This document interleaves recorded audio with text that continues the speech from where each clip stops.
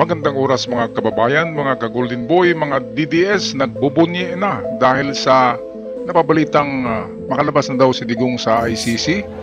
Well, ito ay nangyari dahil mayroong inihain na reklamo ang kampo ni Digong, yung kanyang legal counsel headed by Nicholas Kaufman and yung tinatawag na Jacob Dubs. Dalawa sila na mga European lawyer na kinuha ni Digong para ipanalo itong kaso. Kaya nagsumiti ang dalawang attorney na ito ng reklamo na wala daw jurisdiction ang ICC sa kaso ni Digong, kaya pauwiin na ito. Kaya dito sa Pilipinas ay nagbunye ng mga DDS vlogger, uuwi na daw ang Tatay Digong. Well, atin yan pulsuhan ngayon. Totoo nga ba na makauwi ito? Baka itong mga tawa nila mauwi ito sa iyakan . Atin muna panoorin ang video courtesy sa atin ng Sa Iyong Araw. Good news sa mga DDS. Dating Pangulong Duterte makakauwi na ng bansa at tuluyan ng makakalaya.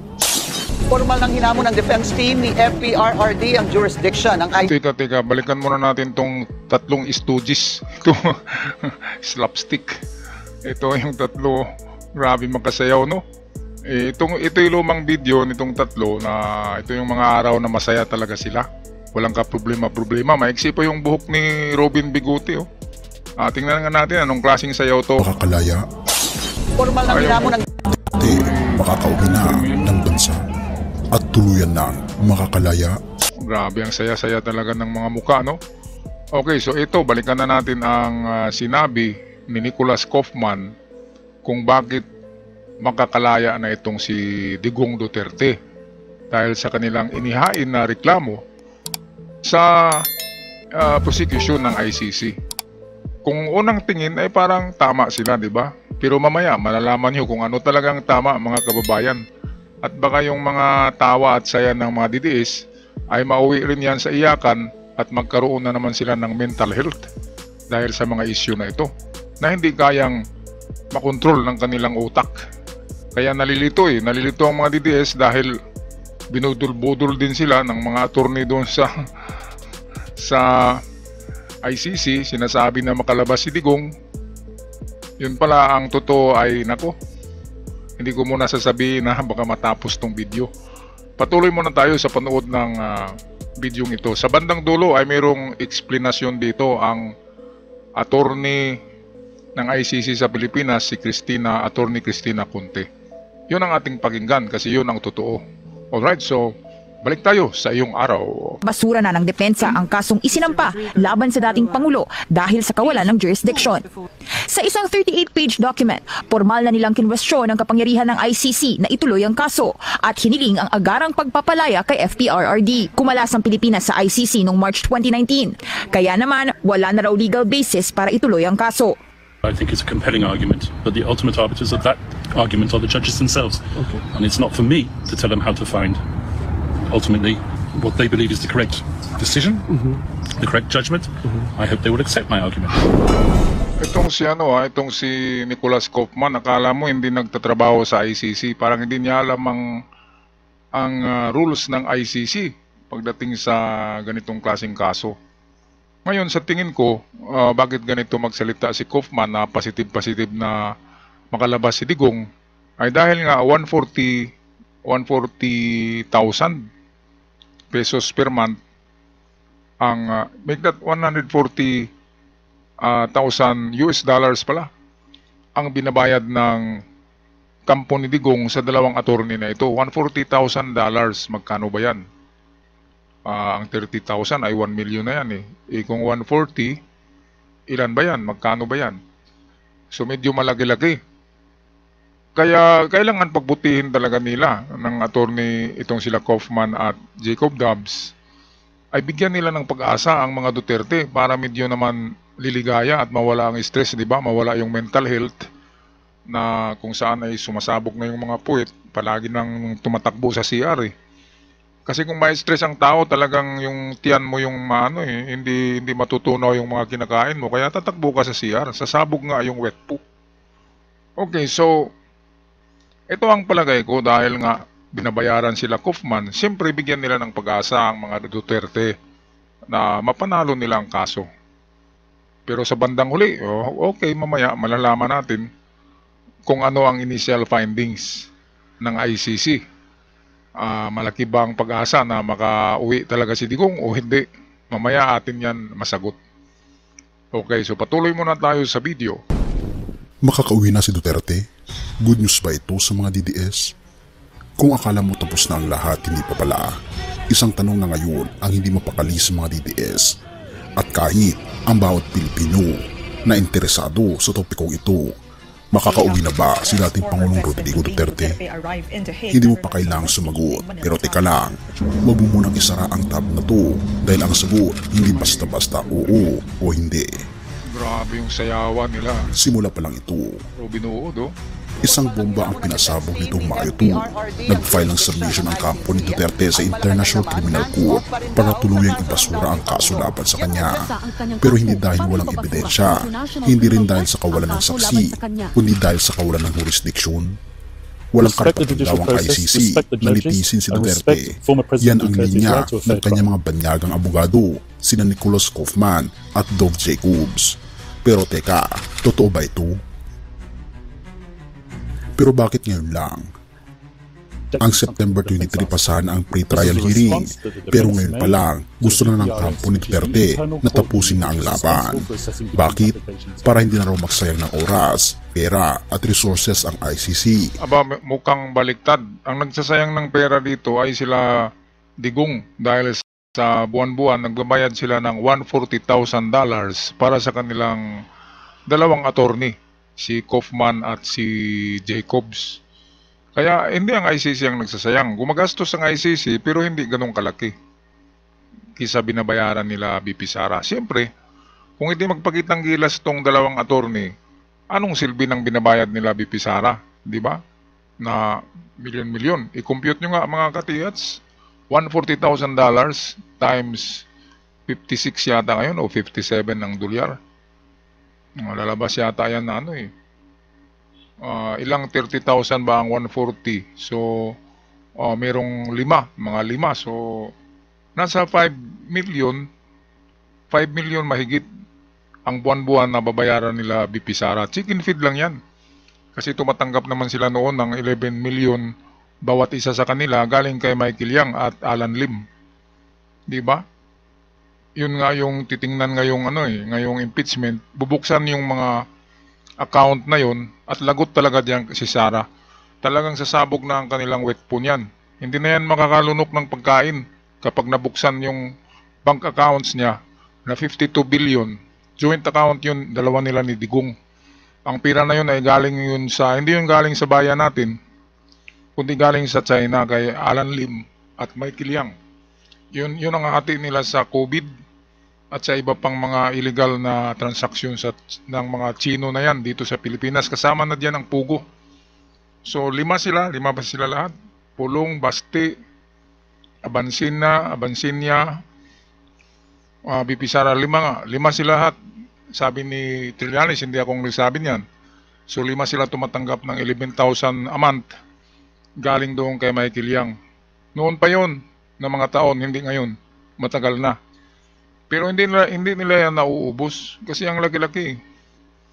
Kaya yan ang bubuksan ng mga account ngayong impeachment ni BP Sara. Wala talagang ma-deny diyan si BP Sara. Ano pa bang isagot niya? Kung buksan na ng bangko. Diba? Pangalan yun nila Pangalan niya at saka ni Digong. Kaya yung $140,000 a month ay chicken feed lang yan. Sisiw na sisiw yan bayaran ni BP Sara. Ngayon parang pinagpirahan na lang to sila ng ng itong dalawang attorney ng Europe, si Nicholas Kaufman at Dov Jacobs. Mukhang pinipirahan na lang sila. Alam naman nila Jacobs na talo talaga si Digong diyan. Dahil 2011 pa hanggang 2018 ang kaso, which is member pa ang Pilipinas sa ICC. Kaya pasok na pasok ang jurisdiction. Mamaya sagutin pa yan ni Maria Cristina Conte ang katanungan na yan kung mayroon ba tayong jurisdiction. Of course ang sasagot niyan na na tama ay yung mga nagtrabaho talaga sa ICC, which is si Conte. Attorney Conte ay assistant counsel yan ng ICC dito sa Pilipinas. Kaya alam ni Cristina Conte, attorney yan, ang jurisdiction na meron talaga ang ICC. Alright, so balik tayo sa video, courtesy sa atin ng Sa Iyong Araw. Strategic? Oo, pero may butas din. Kasi hindi pa malinaw kung papaboran ng ICC ang ganitong logic. Lalo na't ang kaso ng Pilipinas ay unique. Hindi kagaya ng Burundi na nagsimulang maimbestigahan bago pa sila tuluyang umatras sa ICC. Ang atin, baliktad. Nag-withdraw na tayo. Pero 2 taon pa ang lumipas bago nagbukas ng investigasyon. Kaya dito na lalong tumitindi ang tanong, may jurisdiction pa ba ang ICC sa Pilipinas? Ang mga pabor sa ICC sinasabi, oo, dahil miyembro tayo noong naganap ang mga krimen. Pero ang kampo ni Duterte, hindi na raw pwedeng ituloy ang kaso kasi hindi na miyembro ang Pilipinas noong 2021 nang simulan ang investigasyon. 2 artikulo ang pinag-aawayan. Article 127, sabi nito, kahit umatras na ang isang bansa, tuloy pa rin ang investigasyon kung nasimulan na. At Article 12.2, sabi naman nito, ang state are parties, ang precondition para matuloy ang jurisdiction. Notice the tense, are, not where. Para sa kampo ni Duterte, sapat na yun, therefore, dapat itigil daw ang kaso. Pero, may pero. Maraming legal expert ang hindi kumbinsido, katulad ni Professor Laila Sadat, dating ICC Special Advisor. Kapag may ambiguity sa treaty, dapat tignan ang ibang korte at salat ng kaso.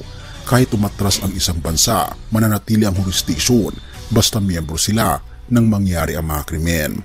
Ayan, so manatili. Isa itong sasagot ng eksperto. Manatili ang jurisdiction habang membro sila ng ICC noong mangyayari ang mga tukangan na yan. Kaya ang mga panahon na kinakasuhan si Digong ay 2011 to 2018. Hindi sinama yung 2019 kasi technical na hindi na yon panahon na may jurisdiction pa ang ICC. Kaya mali si Jacob at si Kaufman. Mali sila sa kanilang paniniwala na walang jurisdiction ang ICC sa kaso ni Digong. Baka hindi ito nagbasa ng history ng tukhang ni Digong kung anong taon nag-umpisa. Baka ang alam lang ni Nicholas Kaufman, palaging Nicolas Cage yung pumapasok sa isip ko eh. Itong si Nicholas Kaufman, baka akala niya na hindi talaga membro ang Pilipinas sa ICC noon pa man. Hindi niya alam na 2011 ay membro ang Pilipinas hanggang 2018. Kaya baka hindi niya to alam kasi sinasabi niya na walang jurisdiction. Ay kung ganyan ang kanyang paniniwala, parang DDS na rin siya. Parang nasapian na rin siya ng mga espiritu ng mga maligno, di ba? Baka nasapian na naman yan. Baka nagdasal si Kibuloy na sasapian din ng mga maitim na espiritu yang sila Kaufman at Jacobs. Kasi mali na rin ang kanilang sinasabi. Alam nila ang batas ng ICC kasi nagtatrabaho yung dalawa sa ICC. Ngayon, bakit sasabihin nila na walang jurisdiction? Eh, meron nga eh. Klarong-klaro yan sa batas ng ICC. Kaya merong jurisdiction. Kaya unti-unting, yung malaking tawa, malaking smile ng mga DDS noong kamakalawa lang dahil sa uwi na daw si Digong, ay talagang masisira na naman ang utak nila. Babaliktad naman ang utak, ma-flip. Magkaroon na naman ng mental health. Sa Bisaya ay praning o Tagalog, di ba? Magkapraning, merong mental health. Ang tawag sa English, mental health para medyo sosyal. Pero sa dialect natin ay praning. Mapapraning na naman sila dahil malalaman nila sa huling parte ng video na ito na talagang ready na ang ICC para kasuhan si Digong. At walang kawala. Meron talagang mapaglagyan si Digong dito. Kung hindi man ito makulong ng 100 years, sigurado nasa 20 to 30 years ang sentensya nito. Kasi matanda na bibigyan niya ng ng kunting discount, 'di ba? So pwedeng 20 years lang ang kanyang pagkakulong. 80 siya ngayon plus 20, 100, tamang-tama. Paglabas niya ay centennial man na siya. Di ba? Kung makakalabas pa. O aabot pa siya ng 100 years old. Sa tingin ko hindi na eh. Okay, so patuloy tayo sa ating video. At kung pagbabasehan ang General Law of Treaties, hindi nawawala ang obligasyon kahit matapos na ang treaty. So anong ibig sabihin nito? Sa madaling sabi, hindi pa tapos ang laban. Habang ang kampo ni Duterte ay umaasang unconditional release, ang ICC naman ay naglalakad sa manipis na legal na lubid na bawat hakbang ay may pwedeng bagsakan. Pero ito ang catch. Kung papanigan ng ICC ang posisyon ni Duterte, makakauwi siya. Walang hearing, walang trial, isang malaking panalo para sa mga DDS. Aba, paano papanigan ng ICC ang kampo ni Digong? Ikalaban nga sila eh. Kaya nga naghahabol talaga ang ICC kay Digong kasi napakalaking kasalanan. Ang dami-daming napaslang eh. Dahil sa tukhang pinaplano, sistematiko na pagpatay sa mga Pilipino. Kaya habulin talaga si Digong ng ICC at wala itong kapatawaran. Kung mayroong mga discount ay kunti lang, ikulong talaga siya. Yan ang sentensya sa kanya. Prejudge na ito eh. Ito yung nasintensyahan na noon ng ICC sa kanilang parang drama lang. Diba? Gumagawa ang ICC ng kanilang video noon na sinitensyahan nila si Digong dahil sa hindi nga sila makapasok sa Pilipinas dahil hindi na membro ng ICC noong 2019. 2018 sana ito eh. 2018 to 2019 sana arestuhin si Digong ng ICC. Kaya nga lang presidente na si Digong, mayroon siyang immunity at hindi lang immunity ay mayroon siyang impunity. So dalawa, impunity at immunity. So hindi talaga siya plus King of Tukhang pa, takot ang ICC, baka matukang pa sila sa Pilipinas. Kaya nang nanalo na si PBBM, of course, wala nang power si Digong, pwede nang pasukin ng ICC. Through Interpol ang pag-arrest kay Digong. Kaya yan, lahat ng mga masasamang gawain ay mayroong katapusan talaga. Ganyan lang talaga yan. Diba? Kapag may utang, mayroong sisingil. At yan ang ICC. Okay, so bandang dulo nito, magandang paliwanag ni Cristina Conte. Atin muna balikan ang video courtesy sa atin ng Sa Iyong Araw. Pero kung hindi, ay naku, September 23, tuloy ang pasabog. Kaya ano ang dapat nating abangan mga kaibigan? Una, magdidesisyon ba ang ICC bago pa ang Setyembre? Pangalawa, tatanggapin ba nila ang argumento ng defense? At pangatlo, at higit sa lahat, makakauwi na ba si Duterte sa Pilipinas bilang isang malayang tao? Ayan, mukhang hindi yata. So ito, sagutin natin itong mga tanong. Ito, una ay tanggapin ba nila ang argumento ng depensa? Kapag tanggapin ng ICC ang argumento, ibig sabihin, mapalabas si Digong, mapauwi. Anong silbi ng paghihirap ng ICC sa paghabol kay Digong kung tanggapin nila ang argumento? Ngayon, ang dito, kahit ano pang magaling na, sino pang magaling na attorney ang kunin nila Digong, hindi rin yan obra kasi ang prosecution at mga judge ay lahat ICC. Kaya kung hindi maniniwala ang ICC sa mga sinabi nila Kaufman at Jacobs, wala silang magawa, talo pa rin sila. Kaya itong argumento ay basura na to, sigurado basura. Pangalawang tanong, ano ba yung pangalawang tanong atin balikan na?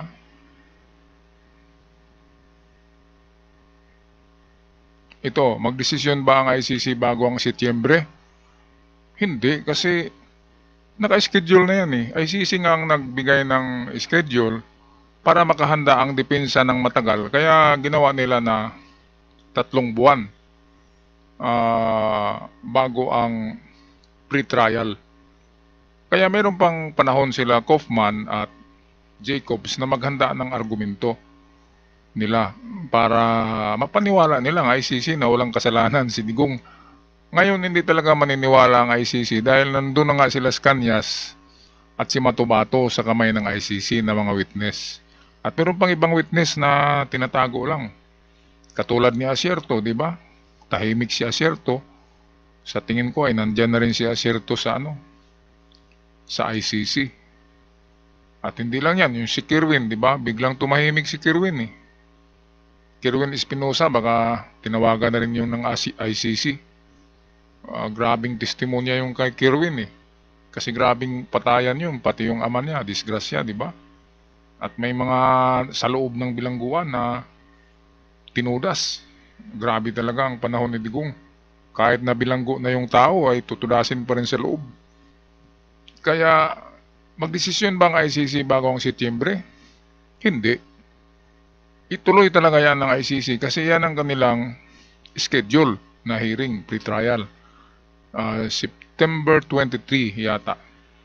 Okay, pangatlong tanong ay ano ba yun? Makauwi ba si Digong? Yun ba yun? Ito, makauwi na ba si Duterte sa Pilipinas?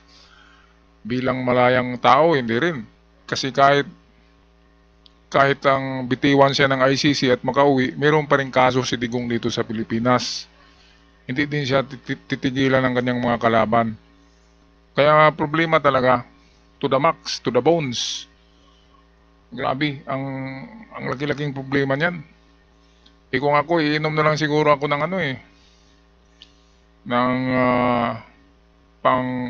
pampalimot, yung makalimot ako ng lahat. Pati pangalan ko, malilimutan ko. Yun ang iparisita ko sa doktor, yung makalimot ako para hindi ko na maalala yung mga nagawang pagkakamali. Kung ako si Digong. Kaya ito, makakauwi ba si Duterte? 0.001% ang chance na makauwi siya. Ngayon, kung makauwi siya, mayroon pa rin siyang kaso sa Pilipinas. Kasi wala na siyang impunity, wala na siyang immunity. Dahil civilian na lang siya, di ba? Mga kababayan. So, eto na si Cristina Conte, magpaliwanag kung mayroong jurisdiction ang ICC sa Pilipinas sa kaso ni Digong. Ito ang paniniwalaan natin dahil nagtrabaho ito sa ICC. Welcome, Attorney Cristina Conte. So talk about the strategy of the defense, basically saying that the ICC has no jurisdiction because the investigation on the crimes against humanity had begun when the Philippines had already left the ICC. Number one, were you surprised that they questioned first and foremost the jurisdiction of the ICC? Well, no. They've been at this since day one. They've said that, the ICC has no jurisdiction. And it took them about a month and a half to formalize this question or challenge over the jurisdiction. It is no surprise as well because this has been previously raised by the Philippine government in their submissions regarding the deferral of an investigation.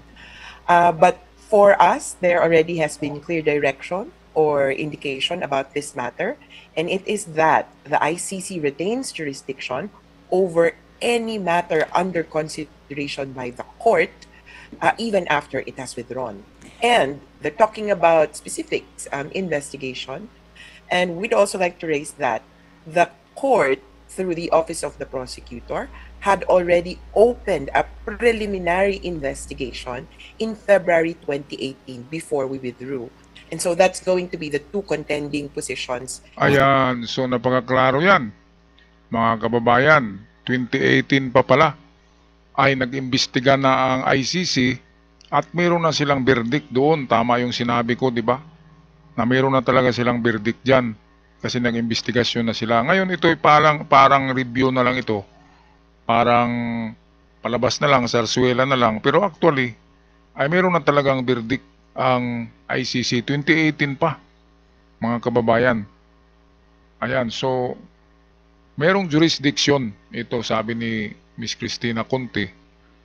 Kahit ano pa daw ang sasabihin, na pag-aralan na kasi yan ng itong mga judges at prosecution ang kaso ni Digong. Napag-aralan na yan, kaya merong jurisdiction. Kaya nga nila pina-aresto sa Interpol dahil merong jurisdiction. Yun yung 2011 to 2018 na mga taon, which is naimbestigahan na pala. Meron ng preliminary na investigation ng ICC noon pa man, 2018 pa. Kaya mali ang sinabi ni Jacobs na makauwi si Digong dahil huli daw yung bali after 2 years na daw bago nag-imbestiga ang ICC. Maling-mali. Dahil, di ba, after 2 years nang maging presidente si Digong, ay saka daw inimbestigahan. Huli na daw, hindi, wala nang jurisdiction, tama. Pero ang hindi niya alam, hindi kasi nagsaliksik itong si Nicholas Kaufman.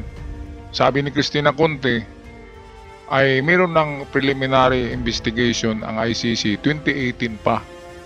Kaya merong jurisdiction ang ICC dahil nakapag-imbestiga na ito noon pa, preliminary, habang membro pa ng ICC ang Pilipinas. Bagay tayong natutunan dito, ito yun. Sa politika, ang good news ay laging may kaakibat na pero. At ang kasunod na kabanata, nasa kamay na ng ICC. Ayan, mabilis pa nga sa magnanakaw tong ICC kapag magdesisyon. Kaya ang susunod na pagbukas ng mga mata, di ba natin, pabigla na lang tayo isang umaga, ay kulong na si Digong. Katulad nung pag-aresto kay Digong, di ba, hindi natin inakala, mas mabilis pa sa magnanakaw ang ICC. Di ba, yung magnanakaw, hindi natin alam na papasok sa bahay, ganun din ang ICC. Hindi natin alam yung galawan nila. Kinabukasan ay may pusas ka na, di ba? Kaya hindi natin alam ang mangyayari kay Digong dahil ang ICC ay decisive at technical at talagang tinitingnan nila, inimbestigahan ang mga kaso na katulad nito na mayroong mga konkretong ebidensya. Guys, maraming salamat sa iyong araw sa ating binigyan na reaction video at sa Bilyonaryo Channel din. Maraming salamat kay Cristina Conte. At maraming salamat sa lahat ng nanonood ngayon at nag-subscribe sa ating channel. Hanggang sa muli, paalam. God bless the Philippines.